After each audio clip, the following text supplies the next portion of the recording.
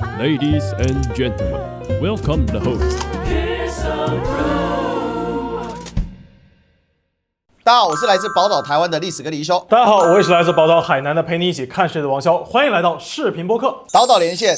哎呀，这个又过了2个礼拜啊，大家呢声声催换的这个声音我们都听到了。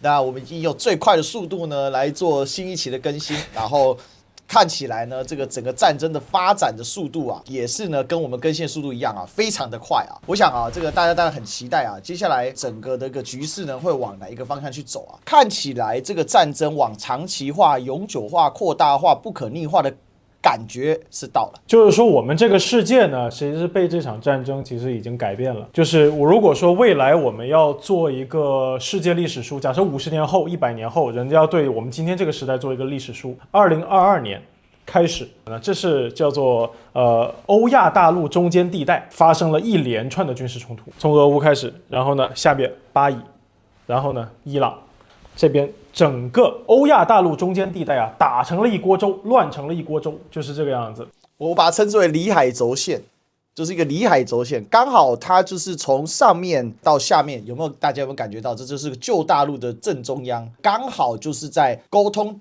大陆的东侧跟西侧，或我们说世界岛的东侧跟西侧中间这个关口，有没有有一种这个雁门关的感觉哦？这个挡在中间。这场战争现在加速了我们这个世界的叫做你崩盘化，还是说一个碎片化，它是在往这个方向去推的。然后呢，我们也非常非常确定，就是这场战争之后，这个世界呢是回不到以前的。就是说，不管现在啊，成天大家说怎么样结束啊，能不能结束啊，然后结束了之后会不会怎么样啊？不，同志们，什么都不会发生。这场战争啊，不管它用什么样的方式结束，这个世界都不会回到战前的那样状态。是，我想，因为它的一个重点在于说，它真的让从这个后冷战时期一超多强的格局，受到了一个巨大的破防。因为神就在那，看见的神，看见的神坛，只能顶礼膜拜。但是今天神不但下凡了，还见血了。见了血之后呢，还没办法驱赶他的对手，这个事情就非常不一样。简单来讲，就是美国作为在苏联崩盘以后世界唯一的秩序的霸主，过去他的所有的基地就像是一根根铆钉或者一根根大长钉一样钉死在这个世界的棋盘上面，让整个世界大体上来说大格局是由美国这个超强的秩序霸主来作为一个操控，所以他被称为世界警察也好，所谓世界流氓也好，世界霸主也好，其实讲白了就一件事，他就是世界格局的缔造者，还有操作者，还有唯一的裁判。而这样的一个状态受到了这个近年来的诸多的事件的一个改变而冲击了，比如说中国崛起，比如说疫情的冲击，再来俄乌战争，再来上一轮的以巴战争就是这个巴勒斯坦跟以色列的这个哈马斯的这个战争，再来到现在的伊朗战争。而且有趣的事情是，美国从不下场到控场，到现在直接下场这个就差距很大了。俄乌他是不下场的，他是在后面督促的盟友给钱给粮，他自己也给。以巴的话，他控场他控场控得非常明显，因为以色列直接跟他相关。但是到了伊朗战争，他直接下场，而且这个下场到我们录影的这个当下，美国已经动用了3艘航空母舰，2艘2栖攻击舰，就人称小航母或闪电航母，包含了现在即将抵达的蒂利波里号，原本在第一岛链驻扎。另外呢，是从圣地亚哥港出来的 Boxer 全师号，要经历3个礼拜，跨越太平洋，再跨越印度洋，才会抵达外海。但是总共加起来调集了5000名的海军陆战队，就大家网友喜欢戏称的马润，来到这个伊朗来控场。所以我们就先来请教萧哥，最近事情实在太多了，我们先来捋一捋，因为这2周发生事情太复杂了。我们先从伊朗战争着手，但同一时间呢，高市早苗跟川普的见面也实在是太戏剧化。但是这里有一条线，我们今天就把这整条线给串起来。为什么我们刚才说这个世界回不到之前了？首先第一个是伊朗相隔我们上一次录影呢，最大的一个改变就是拉里贾尼。在我们上一次录影的时候，拉里贾尼还是伊朗事实上的1号人物，事实上的领导人。因为小哈梅内伊虽然说他已经被选为最高领袖了，但是他一直不露面嘛。有些人说是他被炸伤了，有些人呢说是他在这个避难，是吧？不能够出面，不然又被炸死了。还有一些可能猜测是说他现在有可能在俄罗斯。为什么会有这样的一个推测？因为上一次呢，记者问克里姆林宫的这个新闻秘书的时候，问他说哈梅内伊是不是在俄罗斯，然后他的回答是无可奉告。无可奉告这个答案呢，就让人觉得比较，对吧？就是你也不好说，说不定他现在正在跟那个阿萨德一起打游戏呢，对吧？对这个我们不好说，所以有各种可能性，我们不说哪一种是肯定发生的啊，但是说之前拉里贾尼呢是最高领导人，拉里贾尼这个人呢，我们当时也跟大家聊过了，就是他是强硬派里面可以沟通的，他是一个又被强硬派所接受的人物，又被自由派所接受的人物，然后呢，由于他很长期的在伊朗的政坛工作，所以他能够跟各方面都能够对得上话。然后这里呢，我们就跟大家回顾一个之前我们一直在说的概念，什么叫外交？很多人认为外交就是我们今天看的啊，这个外交官找一个地方然后聊聊天，不是的。外交其实很多东西呢都不是公开给大家看的。外交的意义是什么呢？外交的意义叫做降低误判，或者说能够传递信息。虽然说我们今天的这个世界呢有非常发达的互联网啊、通信技术啊等等等等，但是传递信息不单单是你要把信息给传出去，而且第二就是接收到信息的人他如何理解和分析你的这条信息。比如说，假设今天呢我跟那个历史哥啊，我跟你这个闹别扭了，然后呢就觉得哇，你就得猜，我操，王骁是不是要搞我呀？啊，王骁是不是要弄我呀？然后呢，王骁肯定在这边说呀，我说，哎呦，你不要这样想，我肯定不会弄你的呀，啊，咱们好兄弟好巴底啊。但是呢，我如果是对着新闻媒体讲这样的话，大家肯定也不信嘛，你是想我操，你讲这个话，我就更害怕了呀。那这个时候呢，就需要一个叫做什么呀？叫做我们都相信的人。然后呢，我来跟他说，我不单单跟他说，我还会跟他说一些这种事情没有外界的人知道的，我会跟他说为什么你可以相信我。1、2、3、4，然后呢，他把这个话带去给你。一方面呢，你买他的账；第二方面呢，他传递出来的这些信息，你会觉得，哎，OK， 王骁既然说了这1、2、3、4，那说明呢，至少目前应该他是不会搞我的，他是这个意思。所以我就说，政坛里面为什么要留很多的老人？这些老人起到的功能是什么？叫做用信用来进行一种背书，然后传递一些信息。这也就是我所谓的，你要有很多人可以打电话。打电话是外交里面非常非常重要的一件事情。这也是之前很多人说什么，哎，你看办论坛没有用的，然后说什么注定没有结果。我说办论坛就是有结果的，办论坛就是不断的给很多的人创造躲开媒体聚光灯的机会，然后让他们面对面可以去建立很多的私人关系。而这些私人关系你建立的越多，你在世界的这个外交场上面的价值就越大。所以你看到后来，比如基辛格这个人，美国前国务卿、前国安秘书长基辛格，大家都知道，他其实做国务卿、做国安秘书长的时间并没有那么长，大概就是不到10年，很早很早他就已经卸任了。但是为什么他后来在国际政坛上面的影响力一直那么高？因为他是一个可以打电话的人，他是一个具有他自己的信用背书的一个人，就是这么样一个人。而今天，不管是以色列的受益，还是美国自己的错误的决策，总之我们目前能够看到的就是，伊朗的政坛里面，以前可以和美国人、可以和以色列人进行对话的人越来越少了，这个就是一个事实。所以，对于特朗普来说，其实我们都可以看到，过去2个礼拜的所有的新闻，就是特朗普或者特朗普的阵营非常着急怎么样结束这场战争，有目共睹了。特朗普阵营不知道怎么样结束这场战争，他甚至说他们这个领导层被干掉了，然后呢，这个他们又选新的领导层，但他们又被干掉了，我找不到人可以沟通啊。因为他们都被干掉了。对，你自己杀的人呢？你这里说什么？对不对？现在他这个尴尬的地方就在这里，就是没有人可以打电话，没有人可以沟通。就是你哪怕让别人投降，你也得让一个人出来投降。所以呢，我们一直说以色列嘛，他是控制了美国，他用什么方式控制了美国呢？用这种技术性操作控制了美国。美国现在是呢，我觉得特朗普有一种进退维谷啊、进退两难的这样感觉，可能他已经想要跟别人联络了。但是啊，整一个中东的情报网络由以色列摩萨德在代理，就是说你获得的信息永远比以色列人慢一步。然后呢，以色列人如果说察觉，尤其是内塔尼亚胡的目标我们都知道嘛，很明确嘛，就是你美国不要走，他的目标是美国不要走，所以说他怎么可能让你去谈判呢？谁如果跟特朗普打上了电话，他就要把谁给搞掉呀，对不对？这就是现在的情况嘛，对不对？那之后整个伊朗既然不能谈判，那还能有什么选择呢？那搞嘛，那就跟你干嘛，反正我是就上班，这你公务员上班无非就这点事儿，我要么谈判，要么打仗，对不对？这我国防部，这伊朗国防部，伊朗革命卫队，那对于我来说不就这点事儿吗？我要么谈判，要么杀人，对吧？那你不让我谈判，那我杀人好了。那只能这样干了，这样就是现在伊朗整体的一个情况。所以我们说的比较通俗啊，但是其实你自己想想，就是他把所有其他的路都给堵死了，只剩下这么一条路了。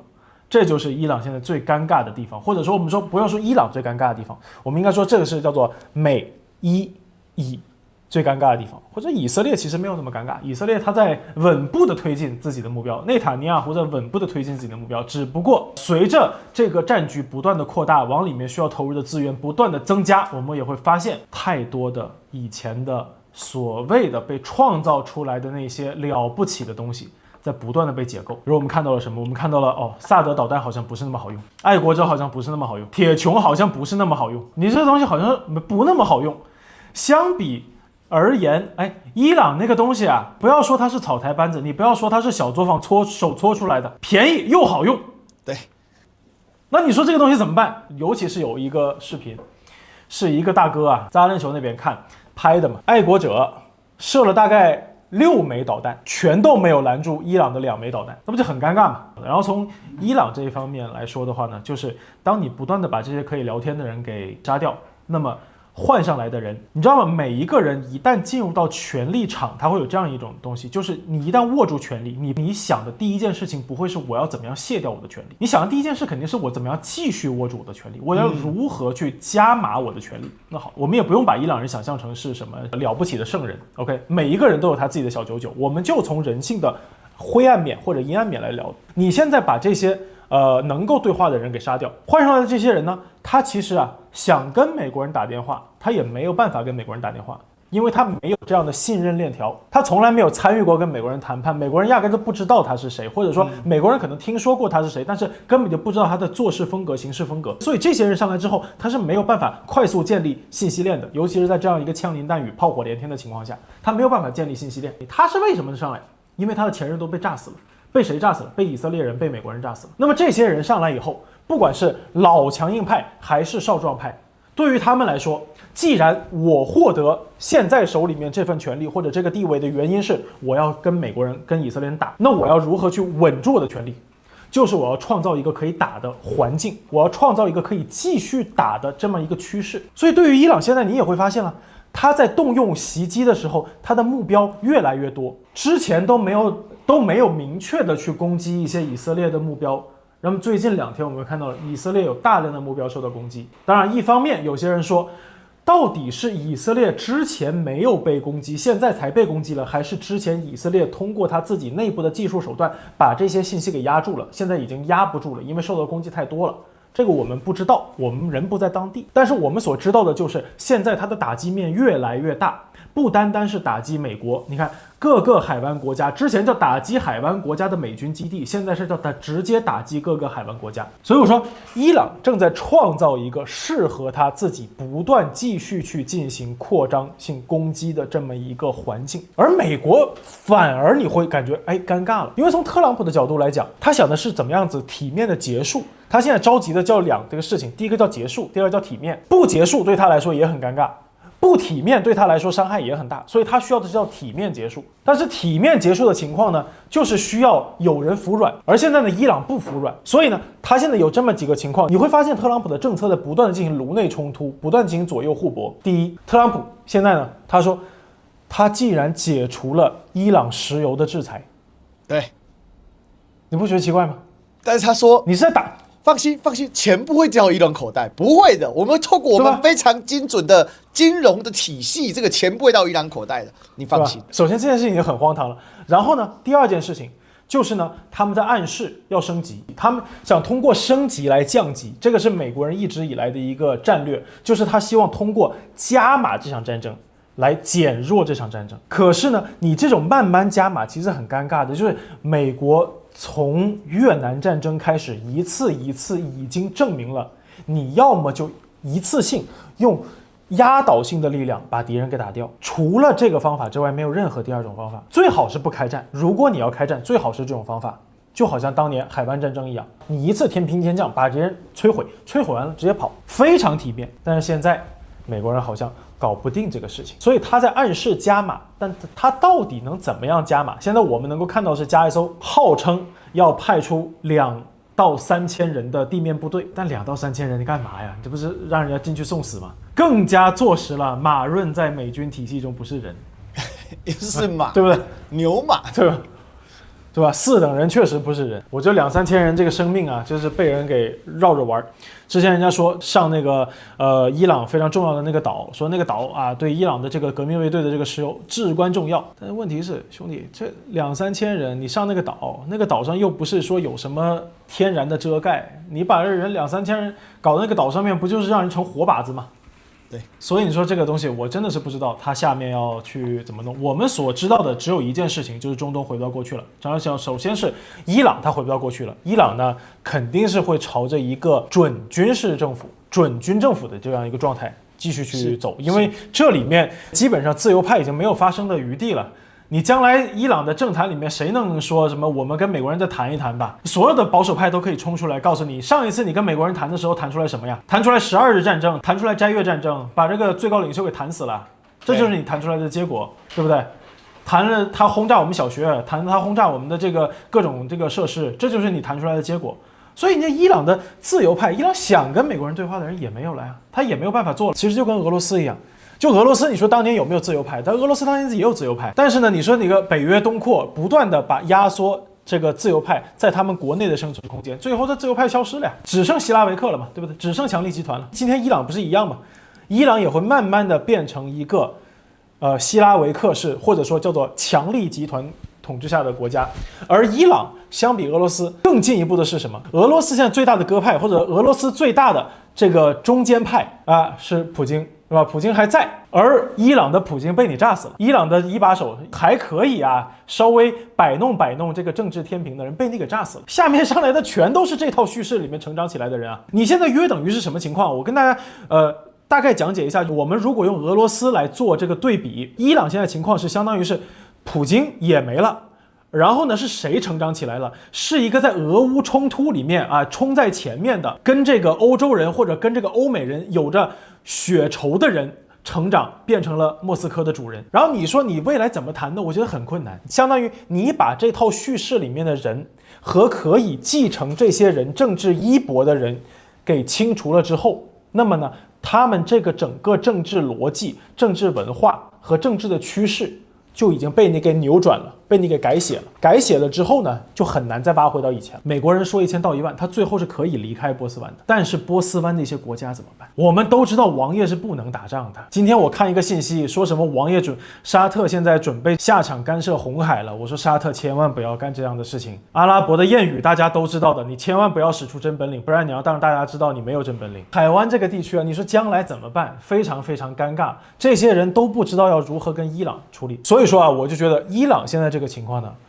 对于后续的一个发展呢，我认为是非常尴尬的，对吧？你怎么看？这事情其实刚才王小点到整个框架嘛，我们就来看细节符不符合这个框架，那就知道这个叙事是对的还是错的。首先第一个，伊朗选出了一个宗教位阶低，但是他有军队经验，然后他是一个强硬派的烈士。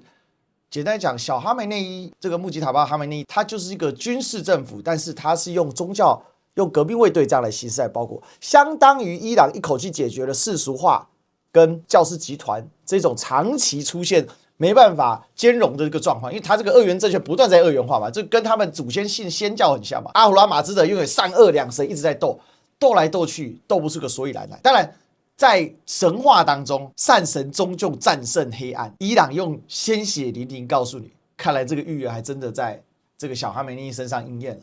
也许真的是这样。当然，这个我们只是说拿他的这个历史神话来做一个预言啊。但如果是往这个方向发展，看起来这个趋势是这样。大家也知道，伊朗现在用了一个马赛克战术，也就是他把31个省你各自的所有税收不用上缴中央了。可是大家有没有想象到一个很有趣的现象？这样子做不就地方割据吗？那这样子做，伊朗不会散架吗？这就牵涉到伊朗第二个属性，为什么王爷国家拿伊朗没办法？伊朗这个长期受到制裁，人民吃不饱穿不暖，有700万人在这个为了食物而苦苦挣扎。可是南边这王爷国家头顶一块布，天下我最富，吃的喝的用的拉的，在沙漠中滑雪，这么有钱，怎么没有办法打仗？你说你单纯从说因为他过得很好，所以呢穿西装的会怕这个穿赤脚的，其实不能是完全这样解释的。其实这场战争正彰显了一个很有趣的现象，这个地缘政治的本质是当地的地缘在霸主的力量逐步衰退的时候，它会更加的来主导整个地区的一个发展，因为这些王爷国家讲白了，他们通通都没有经历过真正意义上的现代化。最有名就是沙烏地阿拉伯嘛，就你都把王室的名字冠在这个国家名字的前面了，这个国家就是绍德家的阿拉伯国王国，就这么简单。Saudi 就是绍德嘛，只是你看是 Saudi 还是 Saud 其实一样意思，就是只是这个绍这个音的转译而已。沙特就是沙烏地，沙烏地就是绍德，这3个是同一个字所以你这样就理解，这是一个绍德家的国家，就这么简单。那既然他绍德家的国家，所以他所有的兄弟由不同妈来生，然后这个兄终弟媳，为什么？因为大家轮流坐庄嘛，父系只能一个，但母系轮流坐庄，大家就像什么，就像选举一样，这就是权力轮流坐庄。所以为什么传到第3代会搞得这么难看？当初为什么小萨勒曼 MBS 要上位的时候，把他所有的这个堂兄弟，甚至把他叔叔全部关到超级豪华5星级酒店里面，拿着棍子把他们打到他们终于投降，用这么奇怪的方式政变？因为这是个家族里面的事情嘛，你总不能家族里面就拿刀出来砍人嘛，对吧？拿个棍子就差不多了。所以这个概念请理解，这也是整个这个6个中东的国家。全部都是所谓的家族政治，包含阿曼、巴林、卡达，还有科威特。科威特这王室就叫科威特嘛。我的意思很清楚，这些国家没有经历过真正意义上的现代化，他们也没有经历过真正意义上的工业化，就是他们的现代化纯粹是因为钱太多灌出来的，所以他们的社会结构比较落后，他的动员能力很弱，他们的向心组织力不好，完全靠的是上面的主事者透过玩权术的方式，透过玩分蛋糕的方式来做平衡而已。所以这些王爷国被炸得闷不吭声，原因也很简单，因为他是真动不了。这就是现在最大的问题了。当美国从这边的势力往后退却的时候，那这个地方其实美国的智库已经给出答案了嘛。你让伊朗好好发展个10年20年，它会变得成为区域的霸主。事实上，他哪怕在制裁了47年的今天，他世界排名第14啊，美国世界排名第1，以色列排名第17。可以打得有来有回，虽然伤亡很惨重，他长期受到制裁，所以说我们说难听点，就是这普通老百姓啊，其实苦日子过惯了，你真打起来，对他来说并没有感觉到那么难受。当然，我们不要美化苦难，但是他们对于苦难的承受能力比这些发达地区要高得多。没错，而且还有一个关键，你看伊朗内部镇压动辄要死人这件事情，对于这个国家来讲，并不是一个很罕见的状况，但是在沙烏地在卡塔尔、卡达，你随便死个人，那天大事情了，别开玩笑，他们人口就够少的了。尤其像卡塔尔、巴林这种小国家，那是承受不起所以他们宁愿挨炸，这钱能修好的东西都是小事。现在这个状况就出现了一个很吊诡的状况，整个伊朗的一个状况是，它的整个国家机器开动了，而且它因为长期研究的这种去中心化，但是又能够结构彼此的方式，所以它变得非常非常耐打跟扛揍。这也就导致说，整个伊朗战争的长期化是可以看见，就是它有这样的一个本事跟这样的一个基底嘛。这王小讲到一个关键就是说你现在把所有能沟通的人都干掉了，那接下来怎么办呢？你美国怎么退场？美国但凡退场，那连这里的基地都保不住。很多人一直在想说，不会啊，董王只要宣布赢，反正他那一群玛嘎信徒，他咋赢他就咋赢嘛。No， 这个是一个错误的误读为什么呢？就像拿我们台湾来举例子好了，对吧？有人常常说我是爱赖 TV， 对不对？好 ，OK， 好，没问题。你想赖上那一群青鸟，够邪教了吧？够邪乎了吧？绝对不输玛嘎。但是呢，赖上的支持度也是会波动的。你不要以为他最凄惨大罢免刚结束的时候大失败，他的支持度跌到剩30%出头啊！这些青鸟也是会背弃他而去的。他手下的那个黑熊沈伯洋，甚至呢说我们跟青鸟切割，民进党传统支持者跟青鸟是不一样的，所以。即便再铁杆的支持者，你没有一个真正客观的物理叙事，他的人数跟他的支持力度还是会出现波动。这就是现在川普最苦恼的地方。我当然可以随时宣布允许，我就在 Truth Social 上面写个我就结束了嘛。但是你无法阻止的客观定律是，现在伊朗已经进入军政府时代了。伊朗伊斯兰革命卫队跟穆杰塔巴哈梅内伊，实质上他们玩的就是军政府那一套。而这个军政府呢，它的本身的组织能力又远胜于当地其他一众矮子，就是我讲的是说，从西奈半岛以东这一块的中东，我们就不讲北非了，以东这块地区就3个真正意义上的现代化国家，一个是以色列，一个是土耳其，另外一个就是伊朗。你不用不包括北非，你把北非包括也就只是这样。这倒也是，没有阿尔及利亚还有一点点啊，对，还有一点点。但是这理解这个逻辑吗？在这样的一个叙事之下的话，那难怪伊朗在这一众矮子里面，他非常的强悍，而且再来，他是一个文明非常悠久古国。大家请不要低估这件事。今天中国人为什么有自信站在世界前列？我祖宗阔过啊，这叫自信。人口够，文化够深，历史够长，这种民族国家叫浑然天成。西方那一种所谓的 nation 是完全不一样，因为它的结构组织是来自于它的 culture， 它的历史跟文化，而不是来自于透过叙事的创造。叙事都要创造，但是叙事创造也要有所本，创造不是乱造啊，这还是要一些本。这就是伊朗现在的底气。对他们伊朗人的自我叙事来讲，我们祖宗源自于7500年前的古埃兰文明嘛。当然我知道很多这个网友很多的没人说，哎呀，文字宗教都换过了，他们还算有延续吗？民族自豪感最关键的是你能不能够得到自豪，你无所谓去纠结什么他的文字有没有换过，他的血统有没有换过，信仰有没有换过，只要他能够通过这个东西找到自豪感，那么这个东西在现代政治动员里面就是有用的，而且非常的有效果。当然，从事实的客观的角度来看，确实这个古波斯文明跟今天是有连串性的。包含它在宗教的仪式啊，各个方面，它依然还是融入了很多先教的一些内容。所以，我们讲到这里的话，你就会知道说，这场战争既然它没有办法一时三刻结束，而且就你美国要结束，它还继续炸。所以，对以色列来讲，它前期是得逞，但它后期会出现一个非常尴尬的场，就是以色列没有见好就收。虽然美军可能离不开，或者离开一半，或者很狼狈，但是在这样下去，长期下去，以色列你耗得起吗？这是一个最大的关键。那再往前推进，我们就会看到说，现在这个中东的乱局，其实就我们刚才开场讲那个里海轴线叙事嘛，以里海来分裂的话，这个世界岛可以划分成2半。本来世界岛是打通的，但是近代海权一出现之后，就把这世界岛给打断，因为海权必须打断世界岛的既有的商道，它才能够获益嘛。不然我海上怎么优过于陆上呢？陆上最大问题是什么？最大问题就是地缘不稳，安全系数低。但是它最大优势是什么？它非常稳定。山该是山，河该是河，路该是路，驿站该是驿站。海上最大的问题是什么？它无故着处啊。那它的优势是灵活。其实大家知道，从这个西方的帝国主义兴起之后，海权慢慢的取代了陆权，产生的结果就是陆上的纷争跟斗争远高于过去古典的时代。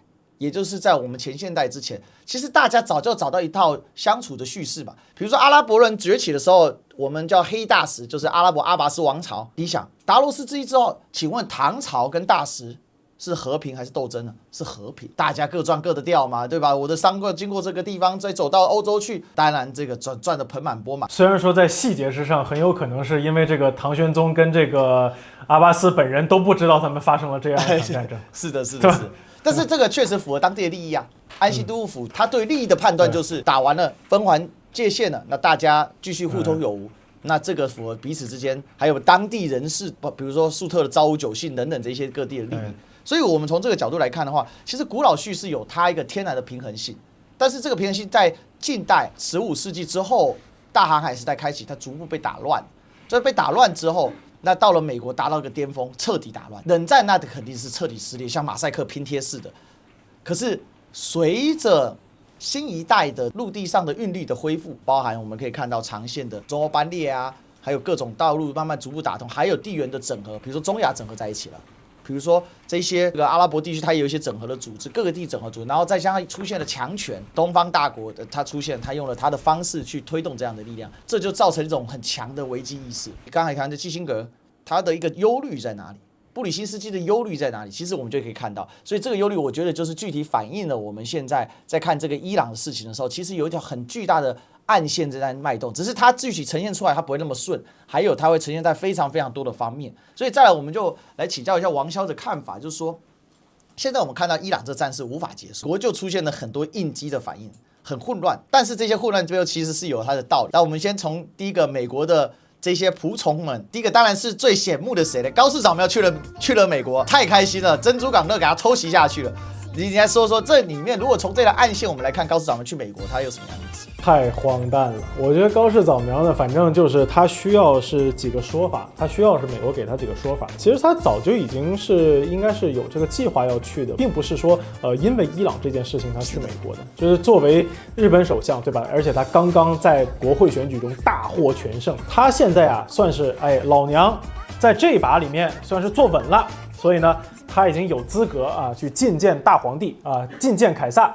觐见奥古斯都啊，他现在要去华盛顿觐见奥古斯都。日本作为这个仆从国，他们这个最高领导人要去朝见奥古斯都，这个是他们的一个叫做政治礼貌和政治传统。第一阶的第一名的仆从国，是最大仆从国，对 GDP 第一的仆从国。当年呢，只有一个人破了这个规矩，就是第一届时期的安倍晋三。所以安倍晋三呢，很快就被搞下去了。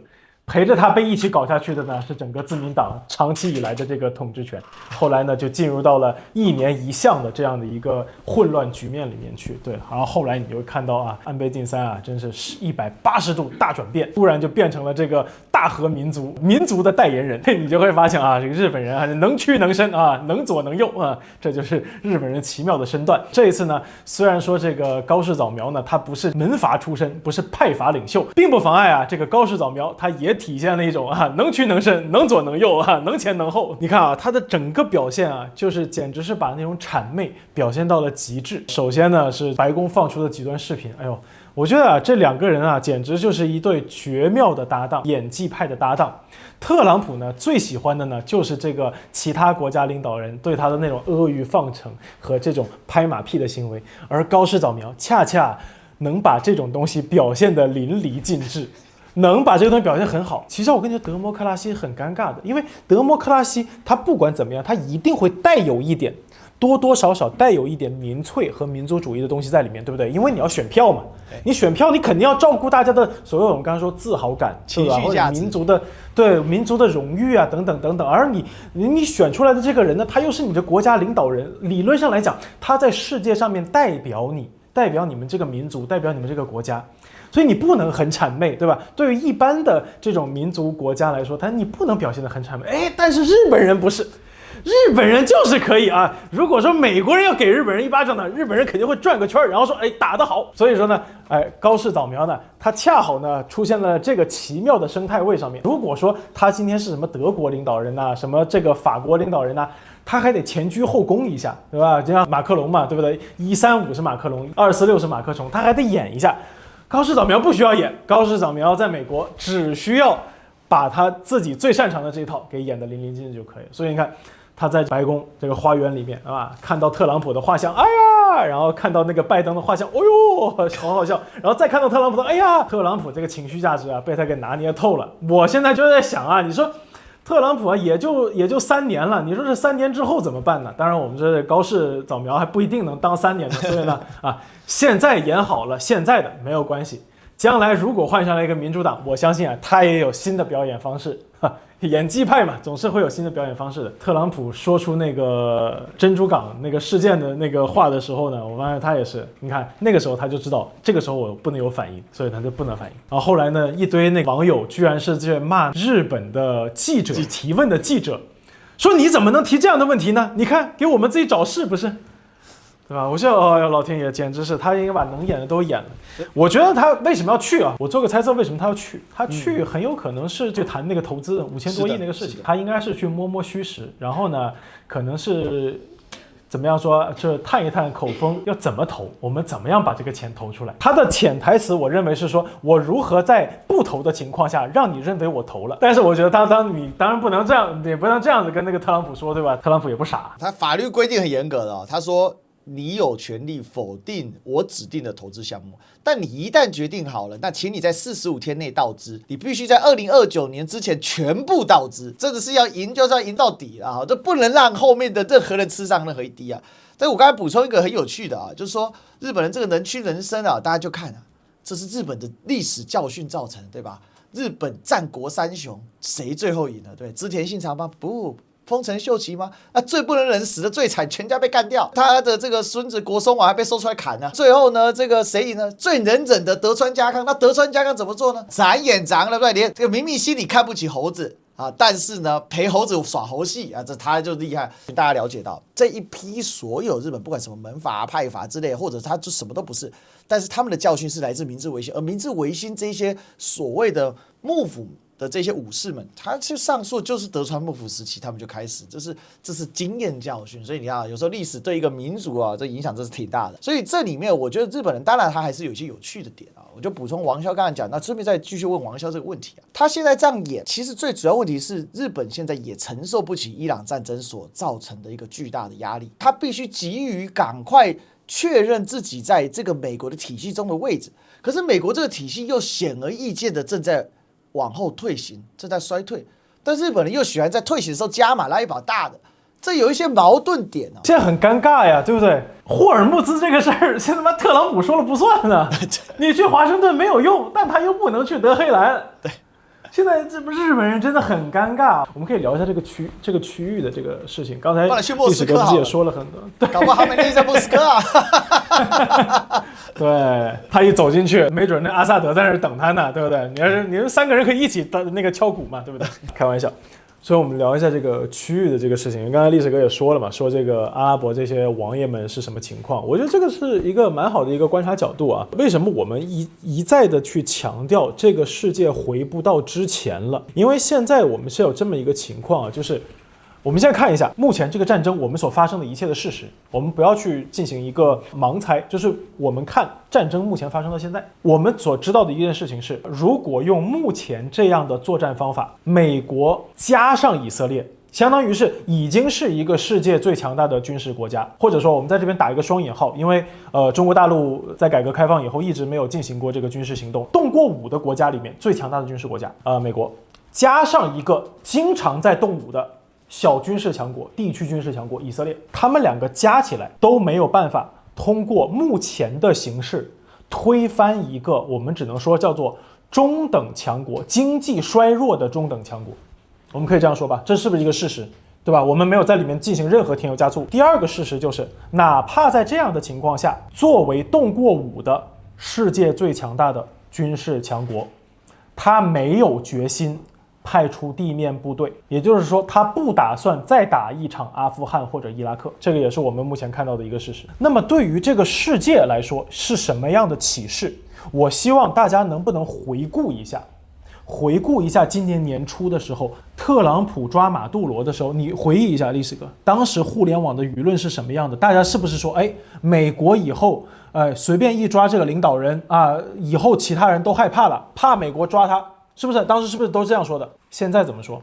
甚至我说大家回忆一下这场战争刚刚开始的时候，美国人把哈梅内伊给杀掉的时候，那个时候是不是一堆网友也在说你看美国这个行为虽然不地道，但是是不是有用？他一下就把最高领导人给杀了，那以后其他的国家是不是怕美国？我们再来看今天的伊朗，然后我们再回想当初那些话，是不是这个世界还没有过半年，这种理论其实已经破产了？这没过3个月啊。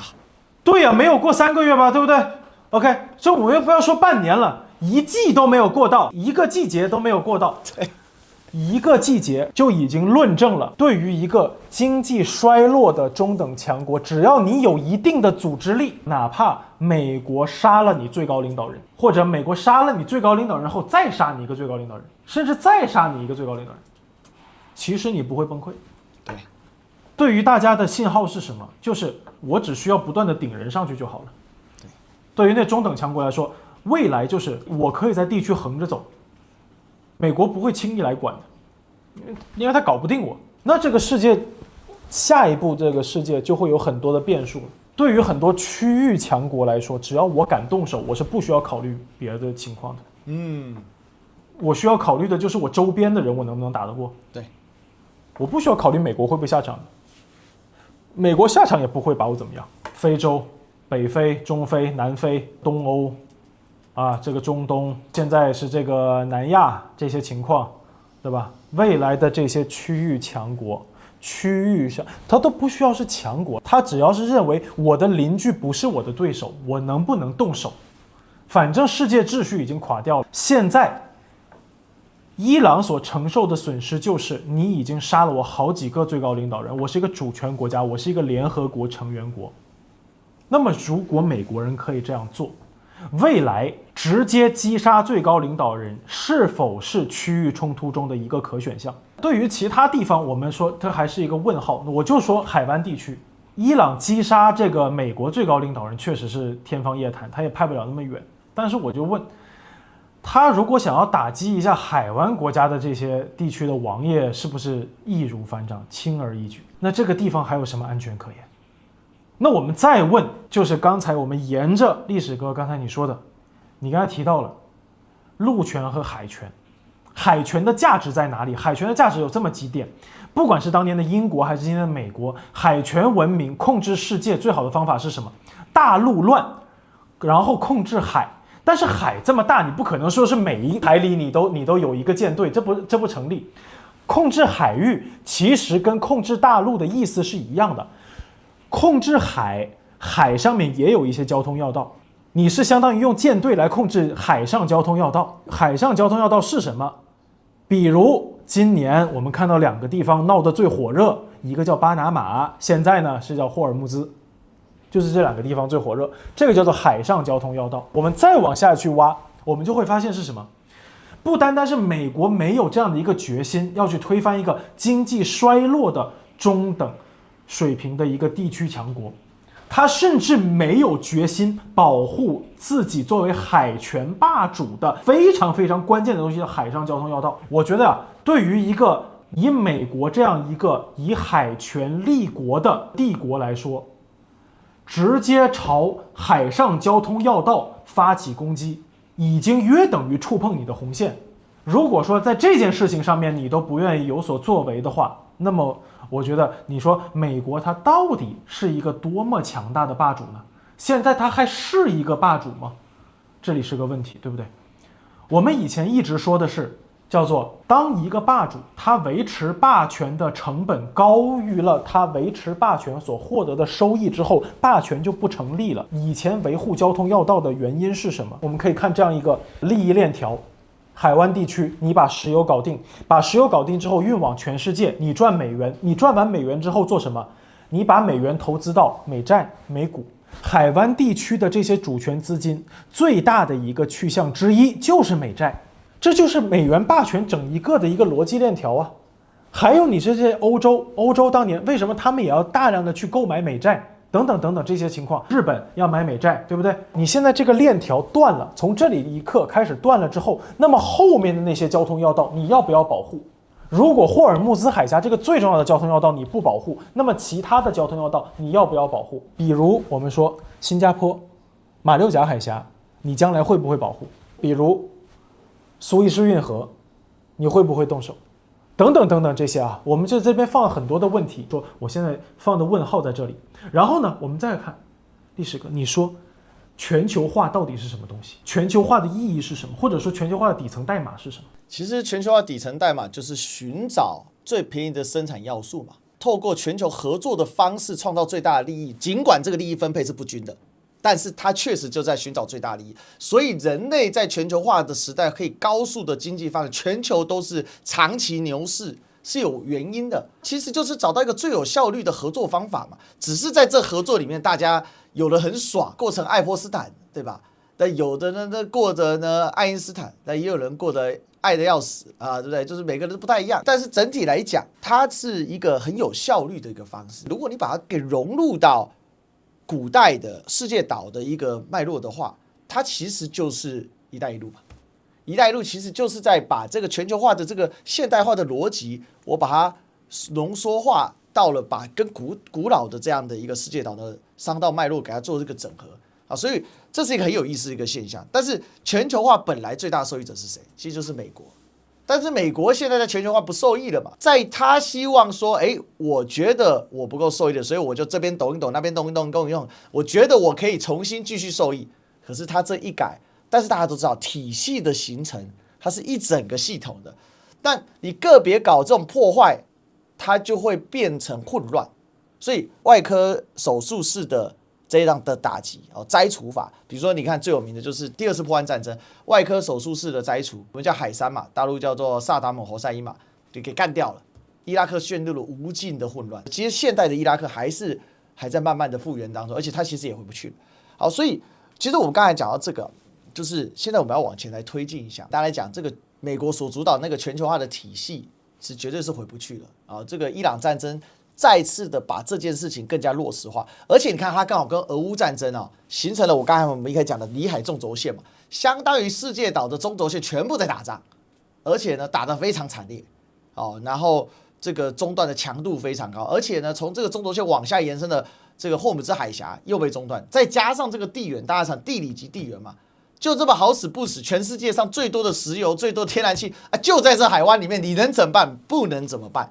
人当然可以做一些改变跟补充了，比如说沙烏地有这个东西横贯的输油管，大输油管，但是它一天的量就是700万桶，这700万桶绝大多数被中国给买走了，但是也就如此了，它还是没有办法从根本的去改变，它能缓解但没办法改变，所以在这上面我们就回到我们刚才讲日本嘛，日本在这个体系里面，它所看到的是什么？日本在全球化体系里面其实受益匪浅，包括它的汽车产业包含它的各种的这个布局。所以对日本来讲，现在很头疼，我找不到我在这个新的产业里面布局。而对政治人物来讲，它刚好形成一个吊诡的属性。如果我要继续维持我的权利，那我必须对美国进行全方位的加大的投注，因为美国已经不是过去那个霸主了。以前的美国，它只要你象征性的投注，继而它是要你稍微实质性的投注，继而它是要在你的全球分工里面，它切大蛋糕，但你可以切中蛋糕。现在的状况是，就像加拿大总理卡尼在达沃斯上面所讲的嘛，现在发现了哇，啥都切不到，但是我还是得在橱窗上面贴说我遵守美国的霸主条款。所以日本现在就非常尴尬，这就回应到刚才王骁所说的，现在高市早苗在假装投资，但是又不知道他到底要投资多少，可是不这么做，高市早苗做不下去，这就是日本非常尴尬的地方。而最好玩的地方是，我要引入一个有趣的现象，你还记得在这个谈到中国跟日本关系的时候，结果川普怎么反应？他说：“那你说看看吧。”那高市早苗开始云里雾里讲了一大堆。哎呀，我们现在确实跟中国关系上是有一点紧张，但是呢，我们的努力在改善这个中日关系。大家也认为说中美关系的是很重要的。他讲，其实大意总结就一句话，就是我还能怎么样？我是来跟爸爸你告诉说，我现在跟中国不好请帮我个忙好吗？你跟爹告状，爹问你，那你打算怎么办？然后爹告诉你一件事情说，我告诉你，我打算去拜访他，我跟他不错，对不对？那个时候的开场是什么？是川普说了 ，I will go to China， 我要去中国了。所以这非常的吊诡，大家知道吗？因为这个世界岛会乱是因为海权的发展嘛。而海权怎么做？他把节点给打断，把传统的丝路上的节点，就是传统的这个世界岛贸易就是丝路啦，他给打断，中间把中东给卡着。所以为什么美国对中东的投入如此巨大？为什么以色列这边像个大钉子一样死命的钉在脊椎柱上？在东边，因为大陆上的国家太强大了，所以上不去，怎么办呢？就搞了一个第一岛链嘛，想办法把大陆上的大国剥离一点出来，那就是台湾嘛。其实，如果你从一个很宏观的世界史的角度来看，就是这个概念。所以我那一天我写了一个这个想法，我把它落实到我的节目上的时候，我说日美的首脑会议领袖会议其实是开了岛链的。就原本以为日本是这个岛链里面最硬、最难搞的这个部件，那对于北京来讲，要搞定东京，确实得花点力气跟时间，不好搞。这对比首尔，那肯定是吧。而且，其实我认为北京。当然，有没有要透过首尔去搞定东京很难说，但是首尔确实体察到，他觉得北京可以透过他去搞定东京，所以你就看到李在明在里面哇玩来玩去，玩来玩去。可是现在东京跑去华府的时候，华府把球踢了回去，说不对啊，不是哦，不是这样的哦，不可以哦，我华府现在要去北京哦，所以你东京，那你怎么想啊？所以东京现在说如果你们搞得好的话，那也很好嘛，是吧？本来东京是作为华府对抗北京最重要的那个大的消波块啊，它就卡死在那边啊。你的任何浪级打过来，我就不断加固这消波块，这消波块还会自己加固，我继续加强自己。结果现在这有意思了，所以我说这个岛链一旦松了，那松了什么意思呢？那就是代表说海权对于陆权的钳制又下降了一个梯级。那这个梯级在东方也很有意思，在东方它所下降梯级的方式，竟然是透过和平但是非常激烈的经济战、这一种外交战、这个地缘政治的压迫，或者甚至是演习，有军但没动武的方式在进行。所以这个我觉得也是东方的智慧哦，就东方讲白了，其实中国就是定海神针的，就是不让你打起来。那这样的结果，你看对比中亚，所以我们就谈到第三。你看，我们先从美国的敌人谈到美国的仆从系统里面呢，最尴尬的那当属就台湾。如果刚才你说那个话题成立啊，那北京最头疼的，如果不是东京，可能最头疼的就是台北了。最近发生一个事情非常有意思，在台北，大家知道马英九基金会被夺了家，大家知道吗？马英九基金会的前执行长叫萧旭岑，他被郑丽文国民党主席郑丽文延揽做了国民党副主席，结果发生了一个惊天动地的事情，美国的势力啊，这个透过了马英九之前的一个最重要的首席谋士，这个人呢是满清皇族的后代，但基于某些原因，我就不说他是谁了。总之呢，他不拿大刀，他只拿小刀啊，然后呢就切了萧旭岑。那萧旭岑很沮丧，那他来上我节目啊，我就说。哥，我跟他非常熟，我就说哥，你放心，这个事情分3个等级来看，大的就中美博弈，中的呢是党内路线，小的才是马办人士。你在大的上面，你是站在历史正确的这一方，所以你就继续加油啊！郑主席也跟他谈过了，继续用他。那为什么好的呢？因为马英九基金会在被夺了权之后，他们被清除出去之后，宣布了一个很重要的事情，终止所有两岸交流，包含大九学团不办。这个味儿不就出来了吗？所以刚才王骁说的那个肖哥所讲的那个，那还真蛮精准的，是吧？这东京可以亲自上门去告爹，结果被打了一巴掌回来。这在台北默默的小角落里面闹了这样的一场变动，所以我一直觉得说、没有办法呀，这个东京啊，你可以借别的力啊，抽他嘴巴子。这个台北啊，实在是已经没有更好的方法了，对，绕台吧。再让人军机绕台一遍吧。对，这就加大力道了，对吧？没有什么其他好办法。但是我觉得这个事情其实很有意思，就是说，其实这都全部是从伊朗这个变乱出来的。就伊朗这个变动，它带动是全世界，而且伊朗这个地方很特色吧，它的位置、它的资源带动的世界贸易体系。伊朗不是一个很大 GDP 的持有国，它是很穷嘛，穷哥们。但它有大量的资源嘛，世界第2天然气国，世界第3石油蕴藏国，然后它的波及就到了第1岛链。那所以我有时候觉得啊，这世界太有意思了，大家有没有想到？日本急啊，为什么急啊？因为我们是海峡封了嘛。台湾奈上也急啊，对不对？急到什么程度呢？重启核电，反核变反核啊，返回的返，对不对？加了一个角，现在啊，台湾的青岛都封了。反核团体都疯了，长年以来，民进党就2张神主牌，一张叫台独，一张叫反核。现在反核变反核，哇，这简直所有的他们说，你知道反核团体怎么讲吗？他说，也许赖桑本来就不反对核能，只是我们不知道而已啊！我的天啊！所以这个世界体系要乱啊，它是从大到小啊，从上到下，没有人能够躲过这一个波及。真是太有意思了！现在台湾这2天最夯的新闻就是疯狂的调各种过去民进党各路人马的言论，天天丢出来打脸。我就在我直播说，我就说，从今天开始连续1年，每天播24小时播1分1秒都给他播，民进党被打脸，你还播不到重复的，为什么？这是过去几10年积累的素材，你根本放不完了，真做不完。你可以这个轮播到爆炸，所以这个就是我们在看。世界动了嘛。但是你看，回过头来，谁在这个世界大变局里面准备的最好？我觉得这很有意思。讲白了，其实我认为中国大陆准备的最好。我的观点啊，就是沿着刚才历史哥的往下说，我说，两个，第一个是你看啊，我们这个全球化断裂已经不是说哪一个国家的责任了，就是美国它一定会拆掉这个全球化的。你像霍尔木兹海峡现在这个一动下去之后啊，这个世界的底层有这么几个东西，一个东西呢叫能源，一个东西呢叫塑料。这塑料是人类这个可能是我们数字经济之外啊最重要的发明，大家能够吃得饱、穿得暖，甚至治病救人。都脱不开塑料，就是我们现在这个世界呢正在动，然后呢这个世界的供应链在断。我们历史哥说这个全球化到底是什么嘛？刚才历史哥不是也说了嘛，就是用最高效的方法能够找到合作嘛，能够找到供应嘛。那你说在全球化时代，大家信的是什么？相信的就是我如果今天把我的供应链放在海外，我是安全的，我敢放在海外。敢与不敢，敢就是全球化，不敢就不是全球化。这事情就这么简单，你敢放，那今天就有全球化；你不敢放了，那就没有全球化了。等到海湾打完了以后，大家还敢不敢？也许你还有一丢丢敢，但是呢，你心里面有没有加一个问号？你这个问号反映在经济上面是什么？反映在经济上面，就保险的费用上升啊，保险的费用上升，那带来是什么？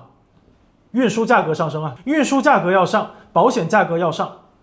那么你最后的售价要不要上？最后的售价如果要上，好，我们再问，如果说你这边有一个问号在这里，那你的仓储放不放在海外？如果说你的仓储只放在海湾地区，是不是有危险？那你是不是要多放几个仓储？多放几个仓储，那意思是什么？是不是就是产能过剩？你的仓储的价格是不是要提高？你的成本是不是要涨？成本涨了之后，售价要不要涨？售价要涨，那大家的收入要不要涨？大家收入没有涨啊，那怎么办？那下面又怎么办？下面不就是当年大萧条那一套就来了吗？不是大家不买吗？不买你不就这东西卖不出去吗？但是你的成本是固定的嘛，因为仓储是固定开支啊。我为了摆脱仓储，那我就不要仓储，那我就不造了嘛，不造了就没有仓储，不造了大家就没工作了呀，不就是这样子？全球化就开始断裂。所以我就说，早在疫情期间，北京就已经提出来了，要推动大的内循环和外循环双循环互相发展。当时在大陆互联网上面舆论一堆财经博主，或者说当时一堆所谓的就是所谓意见人士，都在那边说，哎，闭关锁国啦，要什么要自绝于世界，要自己开除自己球籍。你看现在是不是高瞻远瞩？后面那几年，你知道中国大陆后面那几年是吧？脱贫攻坚，促进对内消费。虽然你如果今天一上网，肯定还会有一堆人在那边吵说，哎呀，我3000月薪啊，或者说什么这那。但是我们看具体的大数据。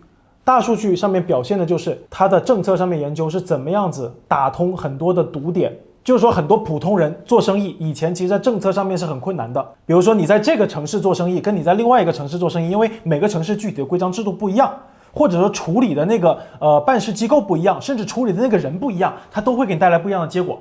那么好，中央这几年不断的在做的就是在把这些让阻碍普通人去发展自己的这个经济活动的这些阻碍给拆掉，让普通老百姓可以更方便去做生意，更方便去做交换，更方便去采购，更方便去这个运输仓储，然后销售和消费，它就是更方便你做这些事情。然后呢，在过去几年不断在做什么？不断在想办法，怎么样子在教育、医疗、住房上面给予更多的支持。虽然说你如果问到具体的人，他还是会跟你说物价在上涨，然后呢房子蛮贵的，等等等等，每一个人都有具体的说法。但是我们看到整个社会的大的数据的时候，它是真的当成一件事情在往前推的，所以这个叫做推动大的内循环。但是他又说什么？要做大的内循环和外循环进行双循环，进行不断的这个联络。所以你又看到是什么？去年中国大陆对外贸易的盈利，那个盈余已经超过1万亿，今年很可能要超过1.2万亿。然后呢，世界未来3个大国中美俄。然后刚才历史哥你说中国大陆是已经做好了这个准备的，俄罗斯我也认为它部分做了准备。这个准备是什么？这叫在意识形态上面做了准备，就是他已经给自己找到了一个世界定位嘛。现在呢，叫做中国大陆已经有了一套自己的叫做制式方案，但是这套制式方案，它必须要在这个世界能够进入到制式的时候，它才能够开始显现出来。现在还在呈现一个叫做末法时代，就是美国它要不断的拆掉这些东西，它是不断的打砸抢，不断的在砸烂这一切。那么在这个时候，中国的制式方案目前它的具体的这个能量还没有绽放出来。然后呢，俄罗斯它是呢自己受了很多伤，但是它已经逐步的找到了自己在下一个世界秩序里面的定位。欧盟虽然也是一个很大的经济体，但是欧盟啊，大家现在都拿它当一个笑话看。当年非洲是什么样的，现在欧盟就是什么样的。反讽的是，最近我看了一个，这是题外话，非洲的法语反向影响了法国的法语啊，因为全世界60%，而且马上要到80%的法语人口在非洲，然后它逆向输出，他们就谈了很多，包含这个金夏沙啊，就是刚果金嘛。台湾叫做刚果民主共和国，金夏沙成为世界最大法语城市，真的实在太有意思了。其实这个世界体系的拆除啊，我们最后做个结论：伊朗战争它的一个影响，即便它现在就要结束，它的影响已经是很深远了。更何况它现在看起来也没有要结束。如果照这样子发展下去的话，其实这也就是加速全球化被拆毁的一个过程嘛。也就是说，这个伊朗战争它是一个助燃剂，而且它也形成了全球的区域化。因为倘若这场战争最终是以美国撤出结束的话，那美国肯定或者至少他一定得在这边做基地上的收缩，他不可能像现在星罗棋布的在整个波湾地区搞了一大堆的军事基地，你再搞，那你的 KC-135再调几台，你就自己看看到底这样划不划算嘛？你看全球萨德有8.5套或者说9套，4套就折在了中东，还有1套在韩国不敢丢，所以呢，把架上的飞弹拆一拆丢到中东去，发车回去啊！当然这是韩国人抗议的结果嘛。所以在这样的结果上来说，我们看到的是一个新的一个世界的发展，就是说，其实这个趋势是之前都谈过，只是说没有想到3个月内能够发展到这种速度，让我们很难想象说怎么能够这么快。所以接下来当然大概还有3个礼拜的时间 ，Boxer 拳击者对不对才会开到阿曼湾，接下来的伊朗局势可能还会有一些变化，但我个人认为啦，他这种拳拳肉搏的泥淖化这样的一个样态很难有所根本改变的情况之下，全球化的重组当然是一个必然，而且呢，它会有一个新的形态，这到时候必然有一些妥协。而到底川普说延1个月去北京，现在变成延了5到6周去北京。那会不会再延再去北京？其实从历史来看，这一延通常都不会太会停下来，就一直延。当然，他也可以有一个决心，就是我已经不管伊朗怎么了，我就要去啊，这也可以强行去。但强行去的结果，其实它的效果通常也不会太好，它并没有办法改变什么，就变得更加的简单来讲，就表面上。但是不管是表面上或实质上，那是美国的问题啊。对北京来讲，但凡你来求见，我见了你，这事就不一样，这答案就很显而易见嘛。而这个映射到台湾的内部，就像我刚才说的，国民党内部出现了这个萧旭岑事件，那接下来就会出现在2026的这个选举里面的动荡，所以我们接下来就 wait and see 啊，接下来还有很多精彩会来做这个发生啊。所以我们最后这个节目的结尾呢，我准备这个大言不惭，给我们这个特朗普老先生出2招妙计，可以从伊朗脱身。先生出则天下安，请。第1招。就是把内塔尼亚胡给炸掉，然后呢，你就说拿错了地图。毕竟当年他们就是这么样在塞尔维亚打掉了这个中国的大使馆啊，所以说呢，对于美国来说，这不是不可能的事情，对吧？觉得也是吧，对不对？拿错地图，打小学又是这个说法。然后呢，这个另外一招啊，就是让这个全师后半路转向，让你的4500人夺伊朗，确实有一些力不从心，但是4500人。夺格陵兰岛确实是绰绰有余，可以夺3遍，就像川普在国会说的，我们不要赢那么多，我赢的受不了，拜托总统先生，我在格陵兰太赢了，这个多好的宣传啊！而且完全不一样的是什么呢？伊朗是会打回来的，但是如果你打的是欧洲人，欧洲人一定会说国际秩序被破坏了，国际秩序一定要被尊重。他甚至不敢说你的名字，而且我相信这个川普一定会说：“你看 ，Greenland, beautiful land, is bigger than Iran。”对，更大更多，还一样有实用。好，瞎说一通。对，我们今天聊的这些，然后呢，这个大家如果说各位还有什么那个个人的看法，或者说呢你还有什么想听的话题，觉得自己可以贡献一些什么话题都欢迎你在这个评论区补充您自己的观点、自己的见解，然后呢让我们这个节目更加完整，好吧？祝大家变得更强。超越极限，我们就下回好再见，拜拜。拜拜。